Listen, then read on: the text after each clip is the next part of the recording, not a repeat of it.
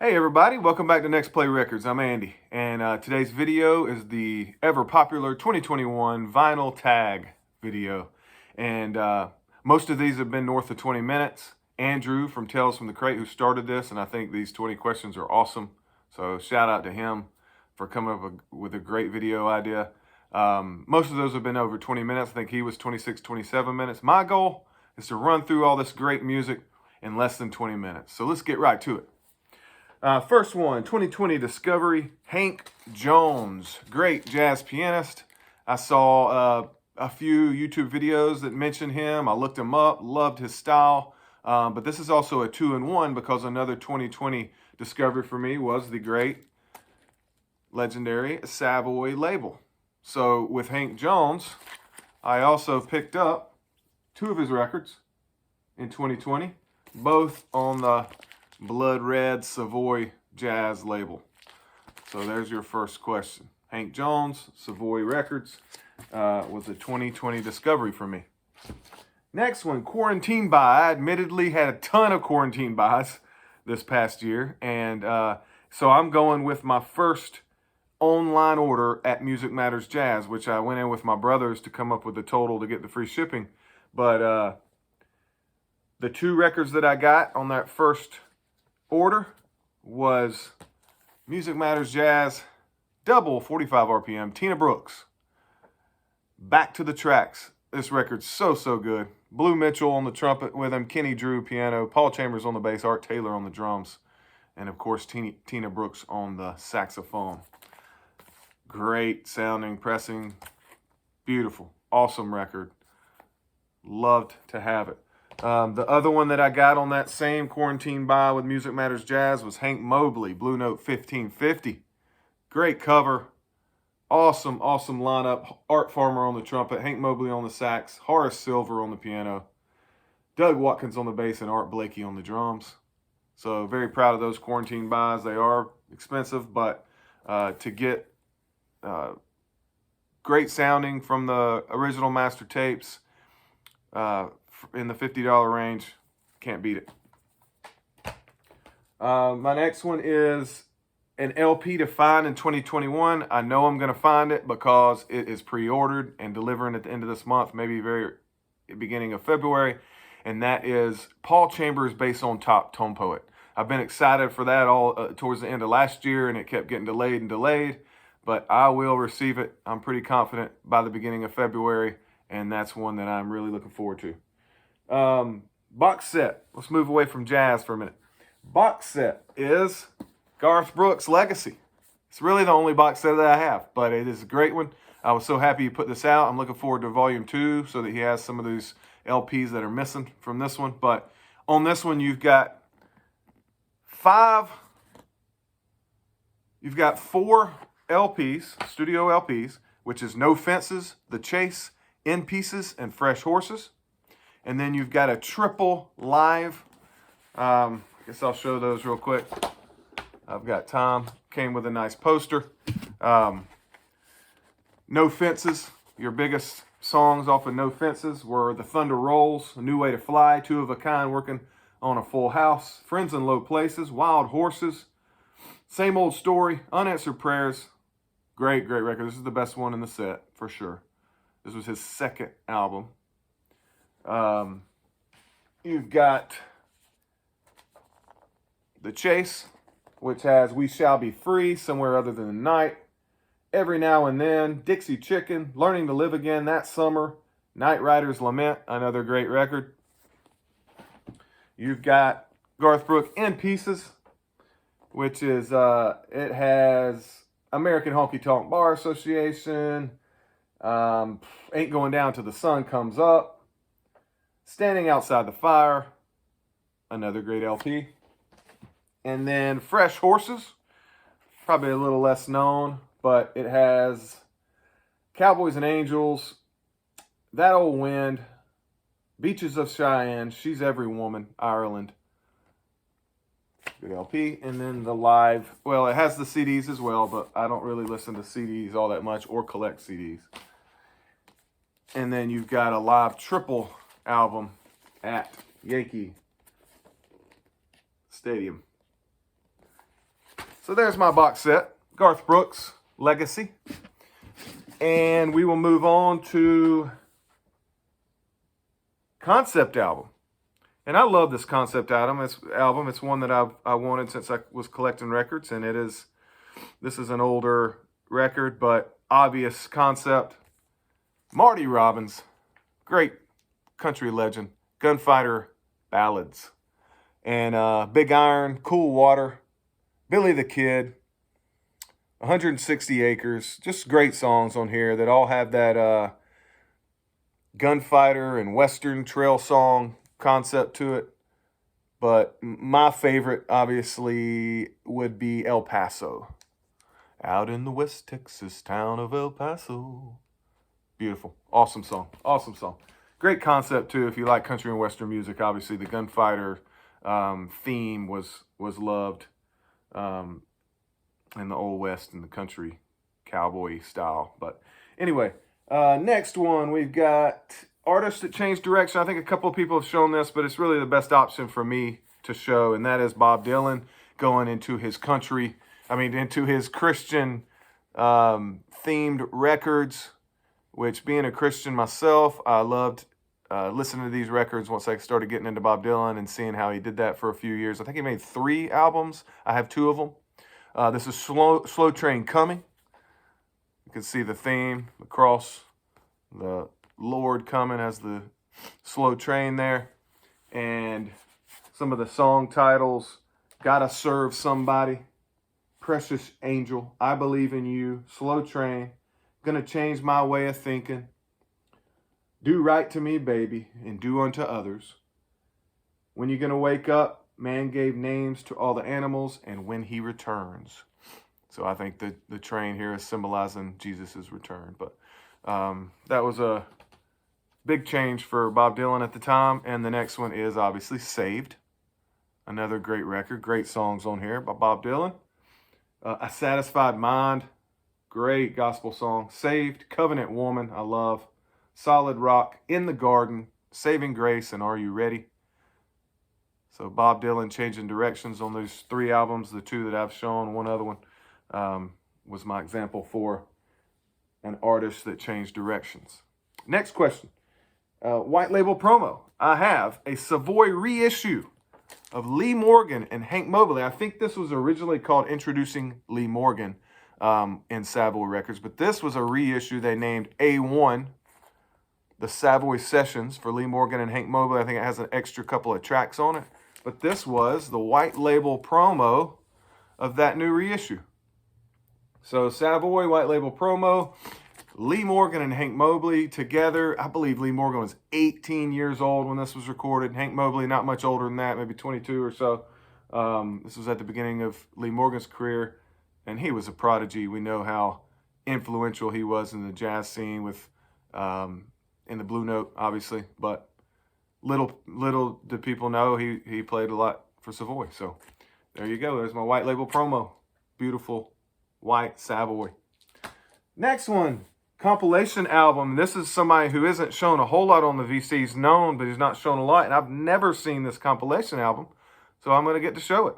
And this is an exploration of Nick Drake, Heaven in a Wildflower. And this is on the Island label, and this is a Canadian pressing of this compilation.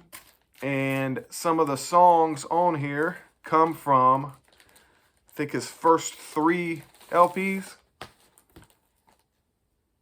They're from 5 Leaves Left, Brighter Later, and Pink Moon.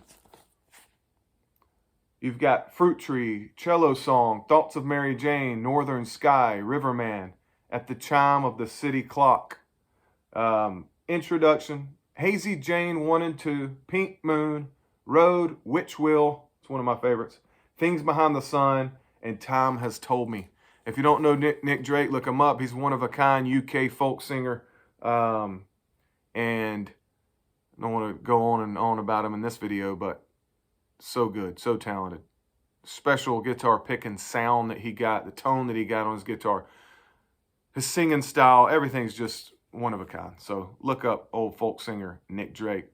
This is my compilation. Next one I have is a LP that tells a story. And this one was hard for me. I haven't been collecting records, but for about 2 years, a little over 2 years now. And this record kind of tells a story for a couple of reasons for me. Willie Nelson, Stardust. Willie Nelson is probably my overall favorite artist. I mean, my favorite singer, my favorite songs come from George Strait my whole life. But for a total artist, songwriting ability, length of his career, just the legend that he is, Willie Nelson would probably be number one for me. So there's part of the story to this. But this album came out in the year I was born, 1978, and also has a song called September on it, a September song, and I was born in September. So there's a story to go with that. But also, this is the first LP I ever remember myself going into my parents' room, pulling it out of their collection and playing it myself at about 6, 7, 8 years old. Every song on here I can sing along with, play on the guitar. I love it. So this one tells a story in that it was kind of my first experience of loving a record and putting the record on and enjoying it. So there it is, Willie Nelson, Stardust. What a great record. What a great record. Next one I have, Common and Uncommon. I'm going to keep the theme. People have done it differently, but I'm going to keep the two records associated with each other. The Common album is what many say is the Beach Boys' best.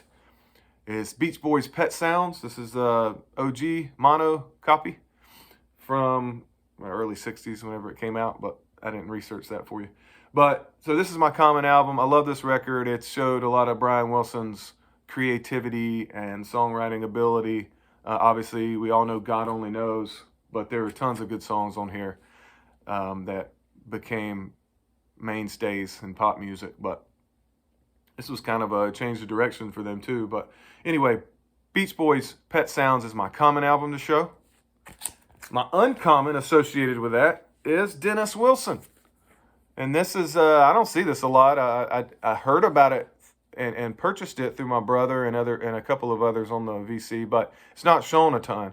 And Dennis Wilson being part of the Beach Boys, I figured it's a good association with that. And this is an Uncommon album. And this is called Pacific Ocean Blue. This was either his first or second solo record, and it is on the Caribou Records. So there's my Uncommon album. Look it up. It's got a great folk rock, one-of-a-kind sound. Doesn't really sound like the Beach Boys. You may hear a couple of hints here and there that sound like that, but it's straight Dennis Wilson folky rock, and it's a very good record. Dennis Wilson, Pacific Ocean Blue, my Uncommon album. All right, let's move on. I don't have a traditional official EP, so I'm going to show two that kind of been that way. This is a 12-inch single of Herbie Hancock's Rocket, and extended play EP. We'll count it because this one has a extended version. It's got a short version and an extended dance version of Herbie Hancock's Rocket, which was a hit in the 80s. It's on the Columbia record. And the other one I'm going to use is a 10-inch Blue Note. It technically qualifies as an EP because it's 30 minutes or less and 6 songs. And this is a 10-inch Hank Mobley Quartet record, Blue Note 5066. So good. It has so many good songs on it and Hank wrote most of the songs on here. Great lineup with him. Horace Silver, Doug Watkins, and Art Blakey on the drums. So this is a 10-inch. Stays under 30 minutes, but beautiful record. Next one I have, and I was surprised that a lot of people didn't have girl groups, some of the videos I've watched, especially this one. My girl group, the Judds. This is the greatest hits of the Judds. They're probably my favorite girl country act of all time. Songs on here, Why Not Me, Rockin' with the Rhythm of the Rain, Mama, He's Crazy, Give a Little Love, Grandpa, Tell Me About the Good Old Days, Have Mercy, Change a Heart, Girls Night Out, Cry Myself to Sleep, and Love Is Alive. So take a good look at those women. Very talented country artists. Mother-daughter. Get you a Judds LP, people. Next one. Album cover that I love, Reed Miles classic, Kenny Dorham, Uno Mas. Look at that. That's just a beautiful cover. The yellow hue of Kenny holding up his hand with the title in there in that reddish pink Uno Mas. This record's awesome on Blue Note. Obviously, this is the 80th anniversary edition. Kenny Dorham, Joe Henderson, Herbie Hancock, Butch Warren, Anthony Williams. Great record, but very, very cool, beautiful cover. One of my favorites. LP that you listen to the most. This was tough. I listened to a lot of records, but it has to be Hank Mobley, Soul Station. This is one of the best records of all time. If you don't have it, get it. This is a audiophile pressing from the late 90s, but sounds terrific. You've got Hank Mobley, Art Blakey, Wynton Kelly, and Paul Chambers. Soul Station is a classic and probably has spun the most on my record player at home. Get it if you don't have it. An OG that I had to have. I don't necessarily have to have OGs. I want records that sound good, but if I got to get it, I'm not going to wait around and get an OG and pay extra money if I can get a good quality pressing of a reissue. But this one, I was happy to get the OG of, and that is Tear Down the Walls. This is Vince Martin and Fred Neil. This is a original on the Elektra. This is a mono. I was very happy to get this record, and just kind of fell in my lap. So, and this is my brother's gonna get mad at me if I miss this, but I think it's a late 50s or early 60s record. These are two very good folky singer-songwriters here that started together and then went on their own. Fred Neil, the biggest and my favorite of the two of his solo stuff. But Tear Down the Walls, Vince Martin and Fred Neil is a great OG copy that I have. And that's a pretty cool gold mono Elektra label. Next one. Last album I purchased in 2020, and that would be a Cracker Barrel release of Raising Sand. Alison Krauss and Robert Plant. Robert Plant, Alison Krauss. This is on the Rounder label. And the special thing about this from Cracker Barrel is that it is on beautiful sand-colored, beach-colored vinyl. Check that out. If you don't have this record, man, get it, because it won some awards. Obviously, having those two classic angelic voices together was huge, but great songs. It would lean in the folk more than bluegrass, especially with having Robert Plant's voice on here, but they go great together. And this was the last purchase I had in 2020. Raising Sand, Robert Plant, Alison Krauss. Album they don't get. I'm going to say they don't get it because he's never shown. And this is a great folk artist, Willis Allen Ramsey. Angel Eyes is a great song. About a Spider John, Boy from Oklahoma. Country folk, singer-songwriter, acoustic, great sing.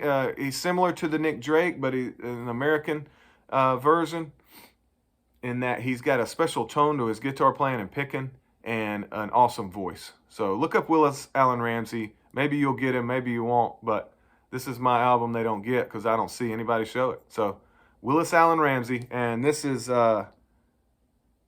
what's the title? I think this is just a self-titled album, but there you go. Willis Allen Ramsey.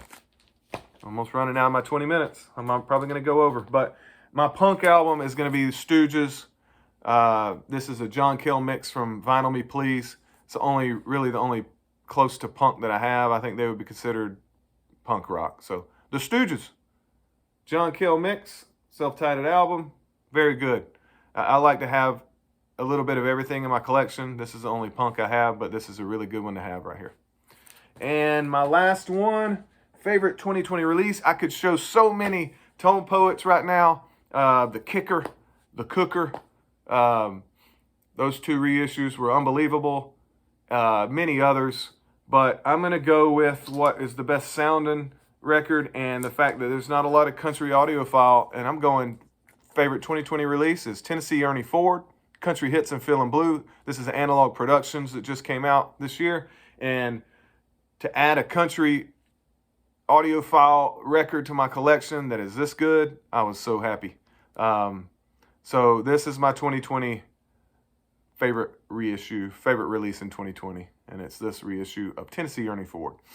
So that is my entry into the Vinyl Tag 2021. Comment, ask me any questions on some of those releases, and I hope to keep looking at everybody else's videos because they've been really good. So appreciate Andrew Tales from the Crate for doing this, and like and subscribe, guys.